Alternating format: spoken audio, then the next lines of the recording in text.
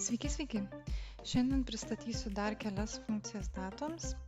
Tai yra year, month, day ir date funkcijas. Tai turime šiandienos datą ir sakykime, mums reikia iš jos išgauti metus. Tokiu atveju aš galiu pasinaudoti funkciją year, pasižymiu būtent tą datą ir spaudžiu enter. Ir funkcija mums ištraukia, kelinti dabar yra metai. Panašiai galime pasidaryti ir su month. Taip pat pasižymime datą, antras mėnuo. Taip pat galime padaryti ir su diena. Pasižymime datą, antra diena.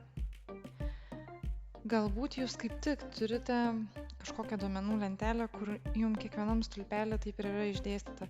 Vienas stulpelis turi metus, kitas mėnesį, kitas dieną, bet jums reikia, kad būtų viename laukelyje pilnai parašyta data.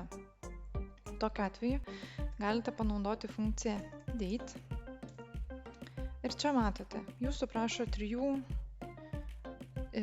kintamųjų, kažkokių trijų duomenų. Tai pirmiausia prašo metų, tai nusirodau metus, toliau prašo mėnesio ir prašo dienos. Uždarau skliaustelį, enter. Gavome tokią pačią datą, kaip ir buvo prieš tai. Primenu, kad yra ir daugiau įrašų su Excelio funkcionalumais, kuriuos gali rasti mano puslapyje. Šiam kartui tiek, ačiū, kad skyrei laiko, prašau įvertink, pasidalink ir prisijunk. Iki!